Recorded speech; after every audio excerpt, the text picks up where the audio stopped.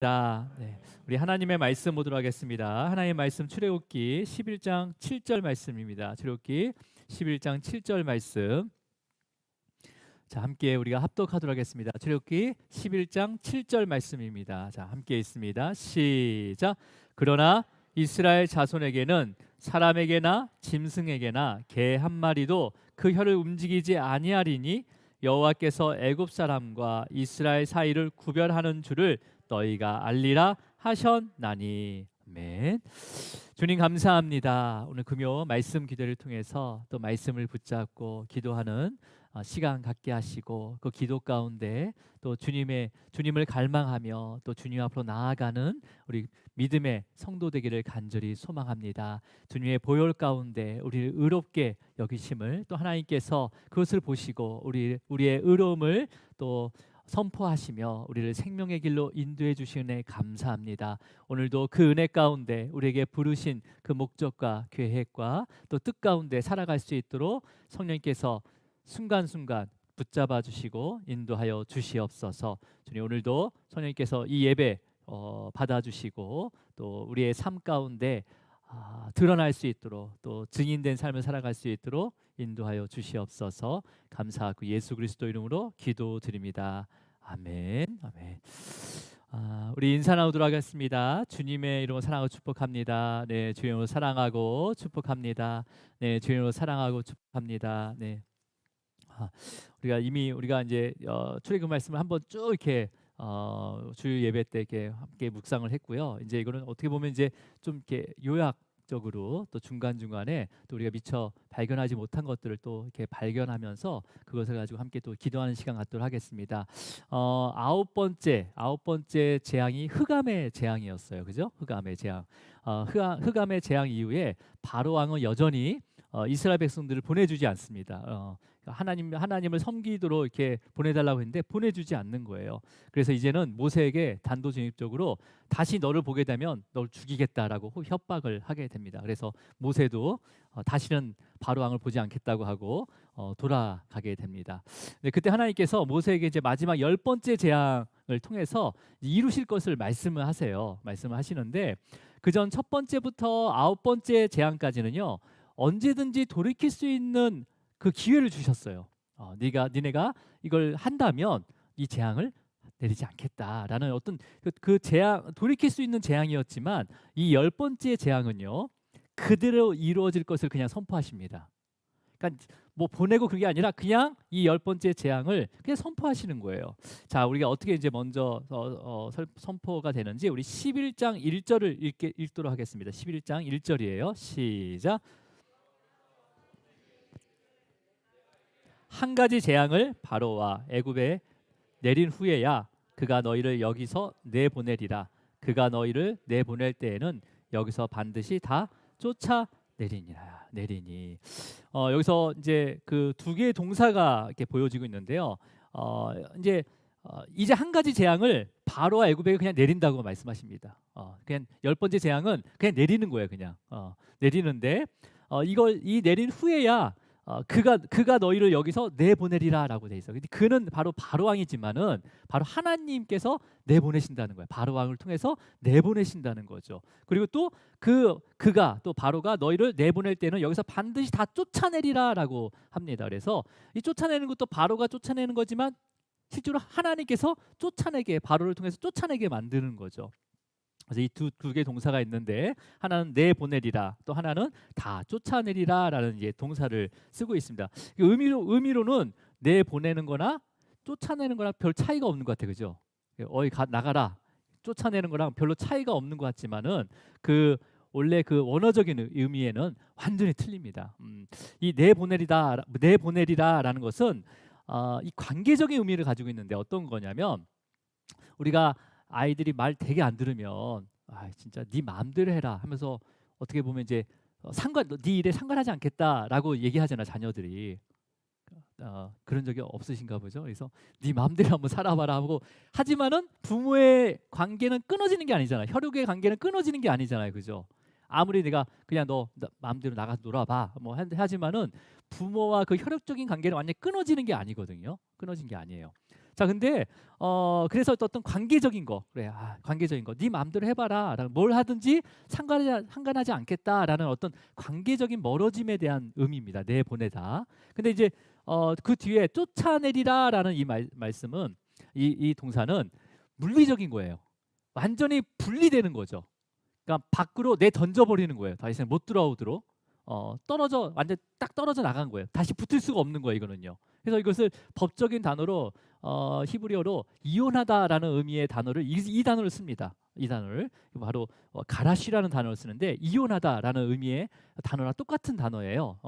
그러니까 물리적으로 완전히 분리된 거죠. 다시 붙을 수가 없는 거예요. 그러니까 뭐예요? 지금 하나님께서는 이 마지막 재앙을 통해서 어떻게 합니까? 관계적인 것뿐만 아니라 애굽이라는 세상에서 이스라엘 백성들을 관계적인 부분뿐만 아니라 물리적인 부분까지도 완전히 분리시켜서 구별해서 구원시키겠다라는 거예요. 네. 이해하셨습니까? 내보내고 다 쫓아내리라라는 것은 관계적인 것뿐만 아니라 완전히 끊어가지고 구원을 시키겠다는 거죠. 이제 애굽이란 세상에서. 그러니까 여러분 뭘 의미한 거냐면 물론 바로 왕이 그 이스라엘 백성들 내보내진 않았지만 완악해서 내보내지 않았지만 또 어떤 의미가 있냐면 이스라엘 백성들은 스스로 애굽이라는 그 세상에서 분리될 수 없었다는 거예요. 스스로. 그러니까 이스라엘 백성들 스스로 자신의 어떤 능력이나 어떤 의지로 그 애굽에서 분리할 수 없었다는 거죠. 스스로는. 그러니까 하나님께서 완전 무능력 상태에 있는 무능력 상태에 있는 이스라엘 백성들을 하나님께서 이 열 번째 재앙을 통해서 하나님께서 주권적으로 구별하시겠다는 거예요. 완전히 애굽에서 완전히 분리시키겠다는 거죠. 여러분, 여러분도 우리의 의지와 능력으로 이 예배 자리에 나온 게 아닙니다. 내가 나왔다고 하지만 그 삼위 하나님께서요, 또 성령, 그 성령님께서 우리에게 마음을 막 흔들어 깨워주셔서 오늘 좀 쉬고 싶지만, 오늘 좀 피곤하고 싶지만 내가 예배 자리에 나가야지 해서 우리 견인해 오시는 거예요. 끌어오시는 거예요, 지금요. 그러지 않고서는 예배를 드릴 수가 없습니다, 우리는요. 그러면서 우리를 구별하게 만드는 거죠. 어떻게 구별되는 거예요? 확실히 구별이 되는 거잖아요. 이 불금이라는 이런 시간에 딴 사람들은 다른 막 5인 이상 모이지 말라는데도 어떻게든 모이려고 하잖아요. 모이는 건 똑같아요. 우리도 똑같이 모이지만은 뭘 위해서 모이냐는 거죠. 뭘 위해서. 그게 구별된 모습이라는 거죠. 우리는 생명을 위해서 모이는 거예요. 생명을 위해서. 그렇죠? 그렇다고 우리가 이제 교회를 다니면서 또 예배를 이렇게 드린다고 해서 정말 관계가 정리되고 물리적으로 완전히 구별된 건 아니에요. 그죠? 예배를 드리는 순간에도 우리 머릿속에는 다른 생각이 들고 마음이 왔다 갔다 할 때가 있잖아요. 예배를 이렇게 드리면서도 불구하고 우리 마음이 막 여기저기 신경이 쓰이고 그다음에 정신도 왔다 갔다 할 때가 있잖아요. 어떨 땐 내가 예배를 드리고 있는지 그냥 앉아 있는지 모를 때도 있다는 거죠. 거기서 완전히 구별된 삶을 하나님께서 원하시고 계시는 거죠.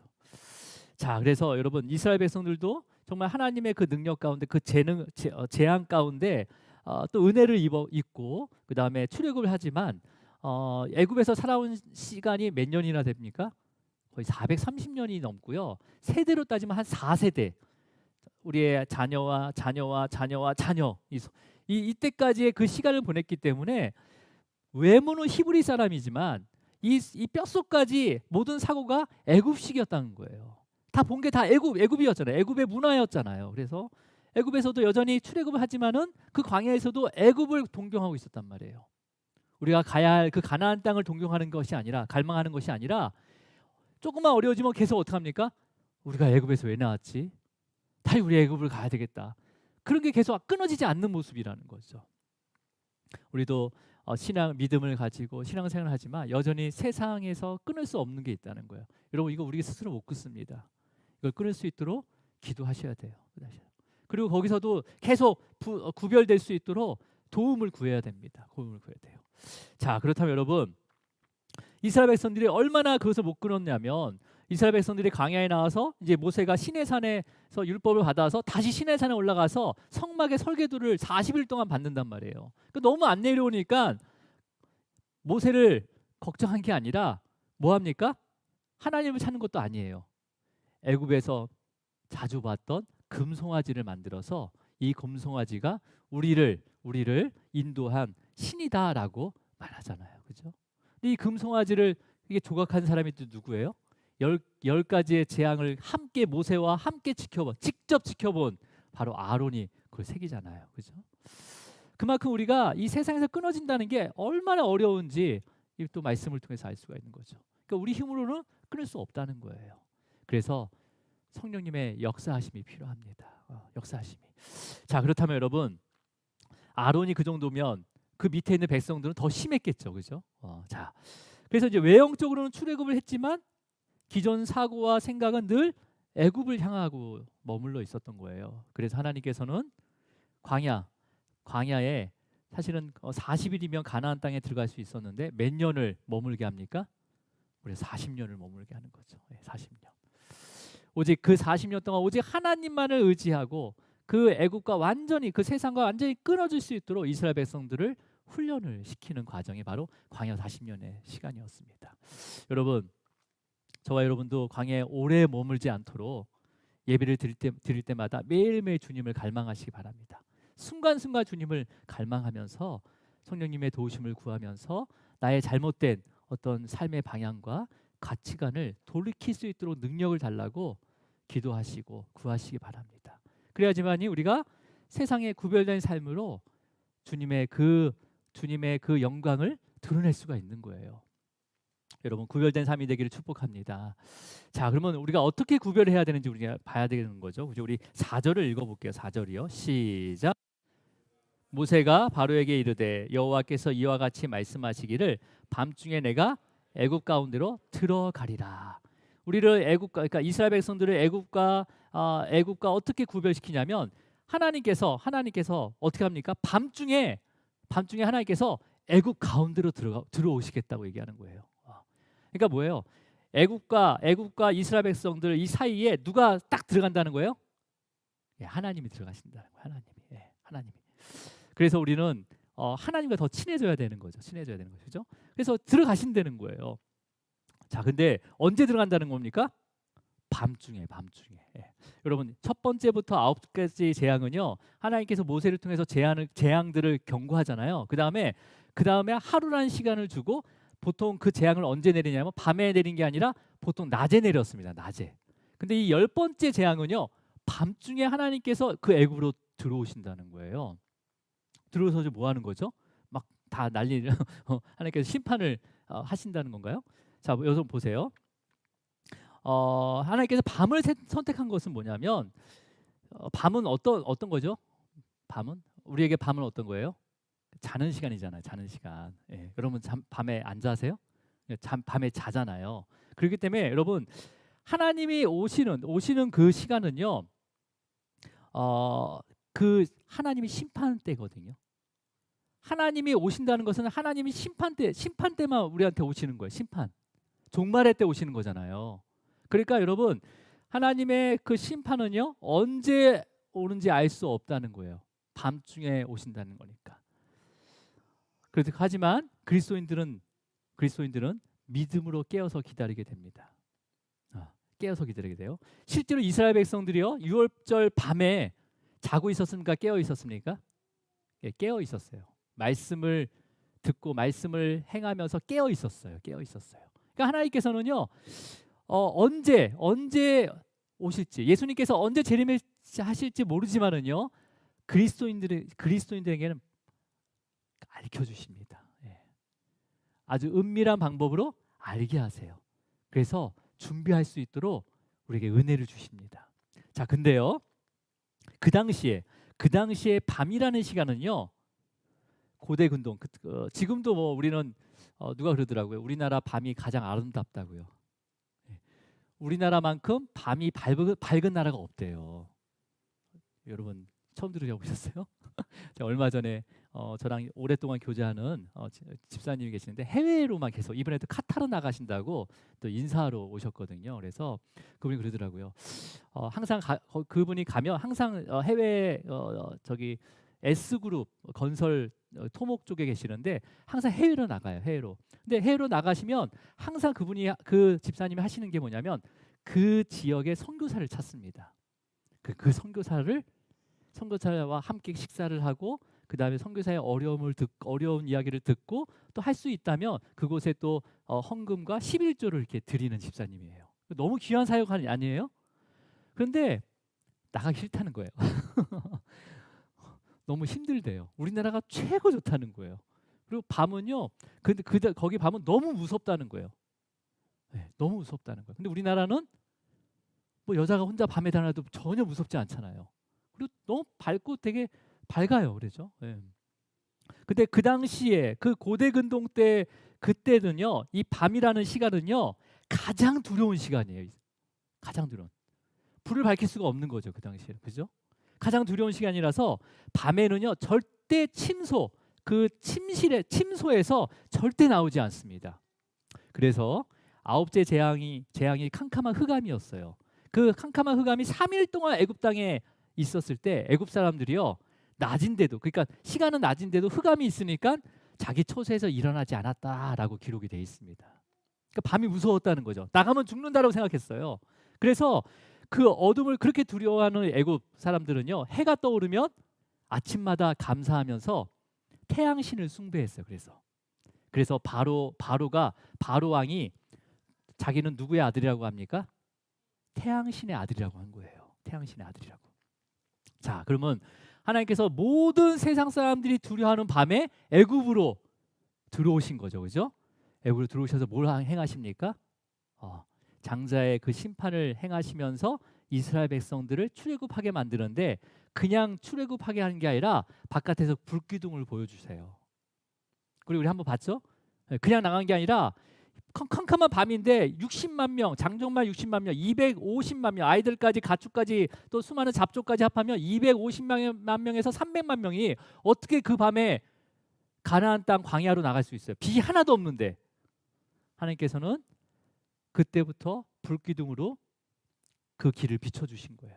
그래서 그 빛을 보고 모든 백성들이 모세가 야 나를 따르라 일로 와라 이렇게 소리가 들렸겠습니까? 밤인데 불 랜턴을 들고 깜빡해봐야 몇 명이나 들겠어요. 그 불을 그 가장 무서워하는 그 고대 근동 사람들이 가장 무서운 그 밤에 하나님께서 빛을 오신 거죠. 그래서 이스라엘 모든 백성들을 그 빛을 통해서 출애굽을 시킨 거예요. 자, 그러면서 여러분 이렇게 출애굽시키는 되는 마지막 재앙이 어떤 재앙이었냐면 우리 5절을 읽어보도록 하겠습니다. 5절이요. 시작. 애굽 땅에 있는 모든 처음 난 것은 왕위에 앉아 있는 바로의 장자로부터 맷돌 뒤에 있는 몸종의 장자와 모든 가축의 처음 난 것까지 죽으리니. 여기서 이제 우리가 한글 성경에는 장자라고 돼 있지만 큰 아들만 죽은 것이 아니라 첫 것은 다 죽은 거예요. 그러니까 아들이 없는 집은 안 죽었을까요? 첫 번째 태어난 딸이 죽은 거예요. 그래서 영어 성경에는 퍼스트 본이라고 돼 있습니다. 그 뭐죠? 그러니까 어떤 그 성별을 나타내지 않고 그냥 퍼스트 본. 처음 태어난 사람 다 죽은 거. 처음 태어난 짐승도 다 죽게 하는 거예요. 그러니까 여러분 이제 히브리어로 베코르라는 단어를 쓰는데 이것도 처음 난 거, 초태생을 의미하거든요.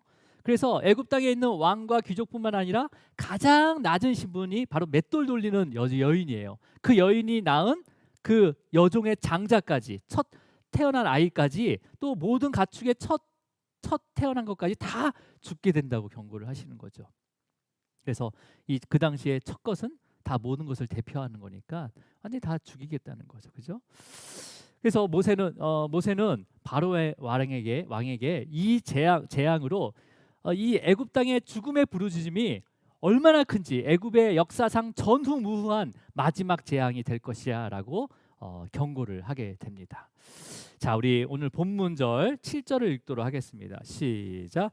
그러나 자손에게는 사람에게나 짐승에게나 개 한 마리도 그 혀를 움직이지 아니하리니 여호와께서 애굽 사람과 이스라엘 사이를 구별하는 줄을 너희가 알리라 하셨느니라. 그러니까 애굽의 6절에 보면 애굽의 온 땅에 전후무한 큰 부르짐이 있는데 그러나 이스라엘 자손에게는 사람에게나 짐승에게나 개 한 마리도 그 혀를 움직이지 아니하리라라고 말씀하십니다.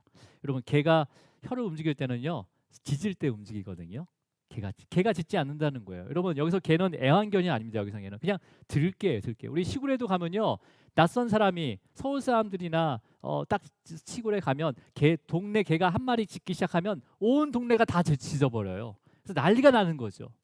근데 애굽 땅에 있는 애굽에 있는 애굽 사람들의 집안에서는 그 부르짖음이 너무 크다는 거예요. 근데 이스라엘 자손들의 집에서는 사람에게나 짐승에게는 개의 그 혀 뭐라고 된 거예요? 개의 혀를 움직이지 아니하리라는 것은 아무 소리도 없다는 거죠. 그러니까 그런 슬픔과 혼돈이 없다는 거예요. 그러니까 다 살아난다는 거죠. 다 살게 된다는 거죠, 그죠? 예. 그러니까 이러한 표현, 개 한 마리도 그 혀를 움직이지 않는다라는 것은 이게 그 당시 유대인들이 쓰는 일반적인 관용적인 표현이에요. 그러니까 너무나 평온하고 조용하다라는 의미로 이 말을 쓰거든요. 그러니까 이스라엘 그 집안에는 너무나 조용하다는 거죠. 혼돈도 없고 평온하다는 거예요. 자, 그러면서 이 마지막 재앙을 통해서 알리고자 하는 것이 있다고 했는데 그 마지막 절 후반절이 뭐라고 되어 있습니까? 여호와께서 한번 읽어볼까요? 여호와께서 애굽 사람과 이스라엘 사이를 구별하는 줄 너희가 알리라 하셨나니, 애굽 사람과 이스라엘 사람들을 구별하였음을 알게 된다는 거예요. 이 재앙을 통해서. 여러분, 그래서 여기서 구별하였음을 알게 될 것이다라고 할 때 이 구별이라는 단어는 성경에 되게 많이 나옵니다. 그죠? 구별하라, 구별하라 이렇게 많이 나오잖아요. 근데 이 구별이라는 단어, 여기서 쓰이는 구별의 단어는 파라라는 단어를 씁니다. 파라. 근데 이거는 어떤 의미냐면 명확하게 구분하고 분리시키다는 의미를 가지고 있어요. 근데 이 단어가 어떨 때 사용되냐면요, 시편을 찾아볼게요. 시편을. 자, 시편 4장 3절인데요. 우리 함께 읽어보겠습니다. 시작. 여호와께서 자기를 위하여 경건한 자를 택하신 줄 너희가 알지니어다. 내가 그를 부를 때에 여호와께서 들으시리로다. 여기서 구별이라는 단어는 안 보이죠, 한글로는요, 그죠? 근데 똑같이 히브리어로 파라라는 단어가 택하신이라는 의미, 요 구절에 파라라는 단어를 씁니다. 그러니까 구별했다는 것은 뭐예요? 하나님께서 택하셨다는 거죠. 택하셨다는 거죠. 또 한 구절이 있는데 시편 139편 14절입니다. 한번 읽어볼게요. 시편 139편 14절 시작. 내가 주께 감사함은 나를 지으심이 심히 기묘함심이라. 주께서 하시는 일이 기이함을 내 영혼이 잘 아나이다. 여기서도 구별이라는 단어가 안 보입니다. 그죠? 한글로는요. 근데 히브리 언어로는요, 지으심이 요 부분에 파라라는 언어를 씁니다. 그러니까 구별하신다는 게 어떤 거예요? 하나님께서 택하시고 지으시고 하나님께서 이 10번째 재앙을 통해서 누구를 지으셨는지, 누구를 택하셨는지를 세상 사람이 알게 하신다는 거죠. 하나님께서 누구를 지으셨고 누구를 택하셨는지를 이 재앙을 통해서 구별하신다는 거, 알게 하신다는 거예요. 여러분, 우리가 누구의 자녀입니까? 나를 누가 지으셨어요? 예, 하나님 지으셨고. 누가 나를 택하셨습니까? 하나님 택하셨어요. 근데 이거는 믿는 거죠. 이거는 우리가 누구를 통해서? 예수 그리스도를 통해서 믿는 거예요. 근데 이거를 확실히 구별된 그 시점은 언제입니까? 확실히 아는 때가 언제예요? 바로 하나님의 심판대 위에 섰을 때 비로소 알게 되는 거잖아요. 진짜 내가 구별됐는지를 알게 되는 그 순간은요, 하나님의 심판대 위에 있는 거예요. 그러니까 여러분, 이 10번째 재앙이라는 것은요, 마지막 심판을 예고합니다. 그러니까 10이라는 것은 완전한 것의 의미를 갖고 있잖아요. 완전함이라는 것을. 10이라는 숫자가 완전함에 대한 의미를 갖고 있어요. 근데 재앙은 심판이잖아요. 그죠? 그러니까 최종 종말의 심판을 의미하는 거거든요. 9번째 재앙까지는요, 하나님께서 조건을 걸어서 이것을 만약에 이걸 지키게 된다면 이 재앙을 피하게 해줄 거야 라고 했지만, 이 10번째 재앙은요, 이 심판에 이를 것이다 라고 그냥 선포하십니다. 여러분, 심판 때 오를 때는 우리는 어떤 변명도 할 수가 없어요. 하나님 앞에 어떠한 변명도 할 수 없어요. 우리의 모든 죄가 낱낱하게 그냥 다 드러나는 거예요. 내가 한 말, 내가 한 행동, 모든 것이 드러나는 거죠. 하지만 그 옆에서 주님께서 우리를 변화하고 계시는 거죠. 예. 나는 한마디도 못하는데 주님께서 변화하시는 거예요. 그때 저의 이름으로 회개했습니다. 예. 의롭다 여겨 주십시오. 라고 주님의 그 의로움이 나에게 전가되어서 그 그리스도의 나에게 있는 그리스도의 그 의로움을 보시고 하나님께서는 우리를 의롭다 여기시는 거예요. 우리의 어떤 모습을 보고 의로운 게 아니라 우리에게 전가된 그 그리스도의 의로움을 하나님께서 보시고 우리를 의롭다고 말씀하시는 거예요.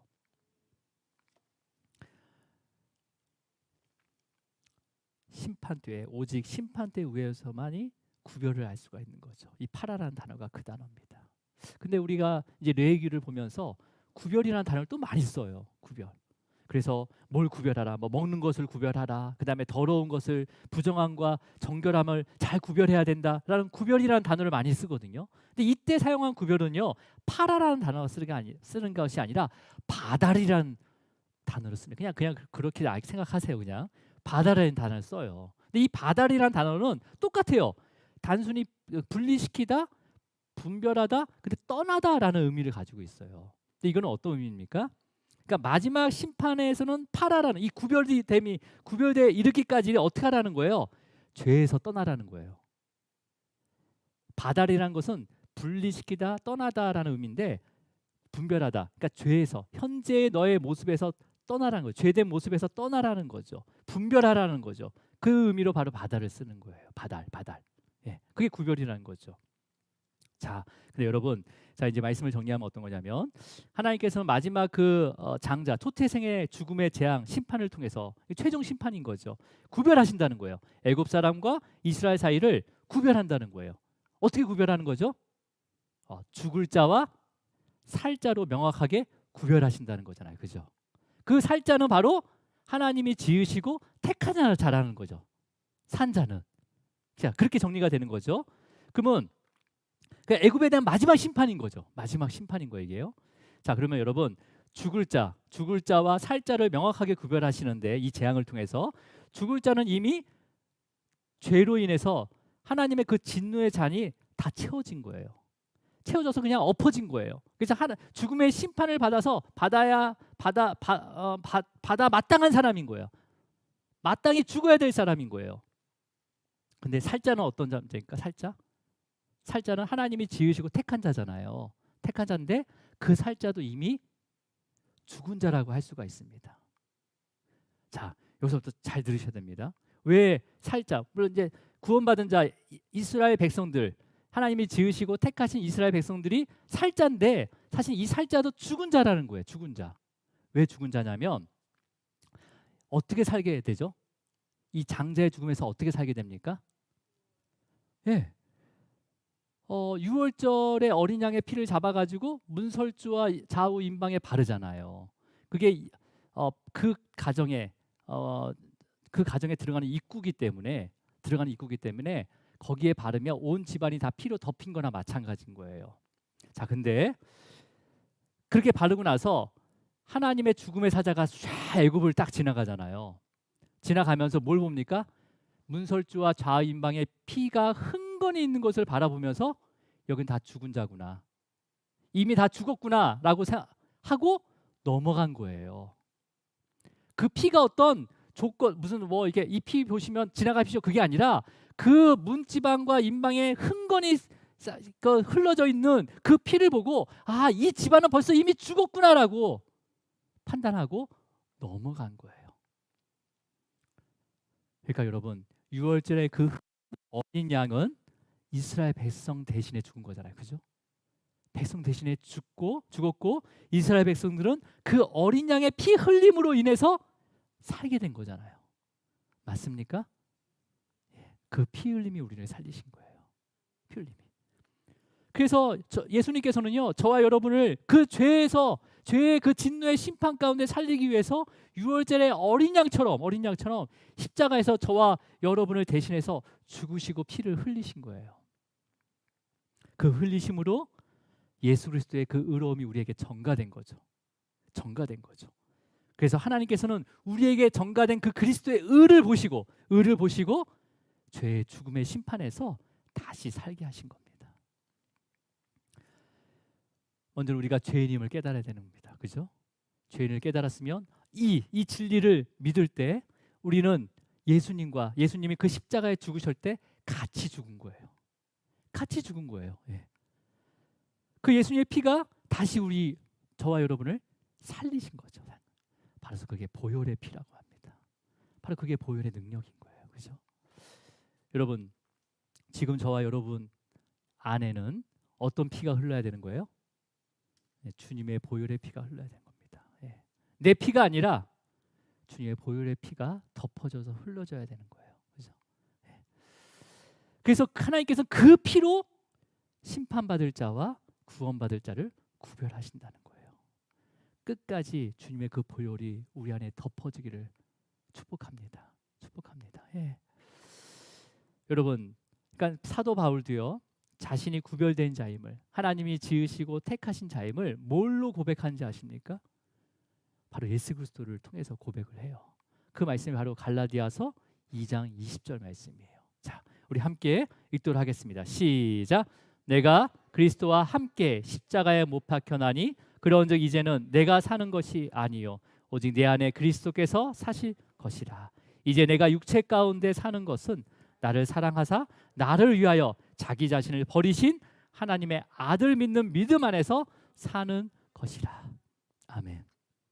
이 고백이 우리의 고백이 되어지시길 바랍니다. 예. 여러분, 이 말씀을요, 여러분 수첩이라든지 핸드폰에 기록해 놓으세요. 예. 그래서 매일매일 읽으셔야 됩니다. 안 그러면요, 우리의 믿음은요 언제든지 흔들려요. 여러분, 여러분이 은혜가 있을 때는요 뭐든지 할 수 있어요. 은혜가 떨어지면, 은혜가 없어지면 어떻게 할 거예요, 여러분? 그때 믿음으로 하는 거예요. 은혜 위에 믿음이 있습니다. 예. 하지만 이 믿음, 오직 예수 그리스도, 오직 말씀, 오직 하나님의 은혜, 그런 가운데 우리 신앙을 하나님께서 견인해 가시는 거예요. 여러분, 우리 안에 흐르는 주님의 그 보혈의 피를 부정하지 않고 또 세상과 구별된 영원한 그 생명의 삶을 소망하면서 또 승리하기를 주님으로 축원합니다. 기도하시겠습니다. 하나님 아버지, 감사와 찬양과 영광을 받아주시옵소서.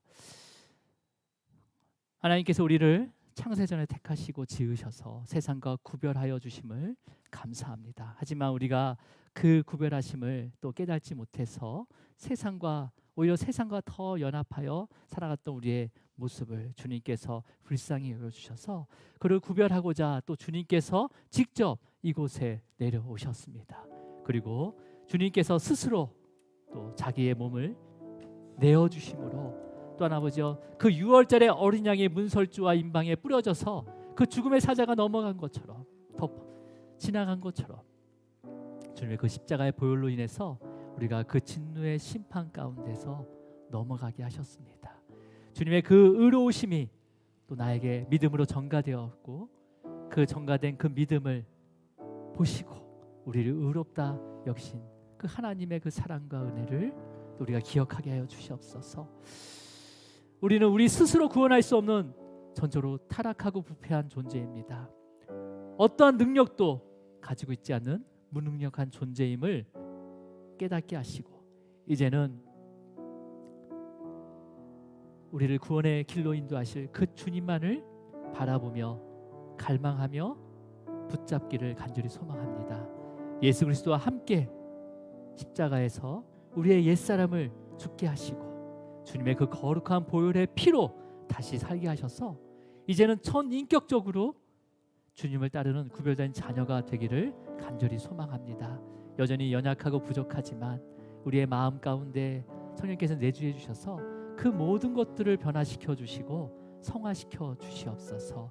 또한 이제는 하나님의 자녀로, 합당한 자녀로 또 살아갈 수 있도록 성령께서 함께하여 주시옵소서.